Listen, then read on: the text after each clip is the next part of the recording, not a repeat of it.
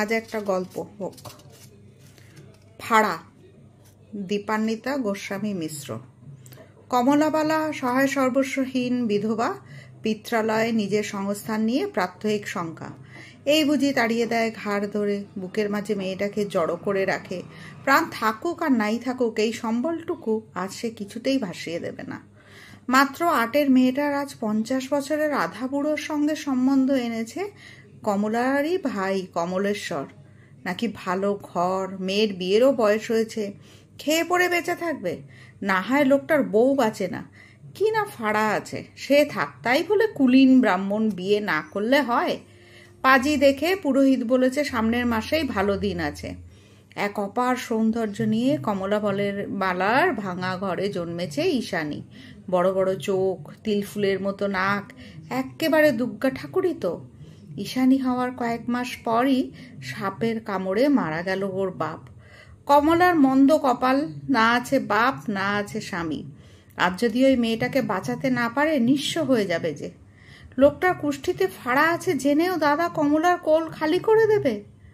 কমলা, দাদা তোকে নদীর ধারে যেতে বলেন, ও পাড়ায় যেতে হবে হয়তো। বৌদির কথায় সন্দেহ হয়, তবু বলে, কেন বৌদি? দেখো যদি বিয়েটা ভাঙতে পারো। সত্যি বলছো বৌদি? তবে তো যাবই। মেয়েটা খায়নি, ওকে দুটো ভাত দিও।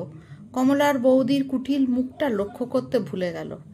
সন্ধ্যা থেকেই মায়ের খোঁজ নেই দেখে কিশোরী ঈশানী লণ্ঠন হাতে নদীর দিকে বেরিয়েছে। মা তো কখনো রাতের বাইরে থাকে না। মামিমার মুখ কাজ কেমন যেন হাসি, কালকে নাকি ওর বিয়ে। মা কই? মা গো! ক্ষুধায় তৃষ্ণায় জ্ঞান হারায় ঈশানী। নববধূ অদূরে জড়সড় হয়ে বসে আছে দেখে স্বামীর অগ্রাধিকার আদায়ে উদ্যত প্রৌঢ় রামপদ। কিন্তু এ কি? এ তো ঈশানী নয়, মেয়ের জায়গায় মা কমলাবালা।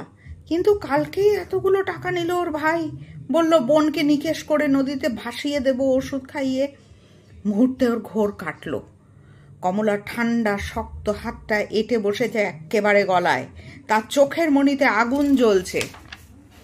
হিস হিস করে বলছে, আমার মেয়েটাকে মনে ধরেছিল না? কচি মেয়ে, পছন্দ তোর মানুষ কেকো। আজ তোর মরণ দিয়ে বহু মেয়ের জীবনের ফাড়া আমি কাটাবো। এরপরে আমার দাদার বৌদির পালা।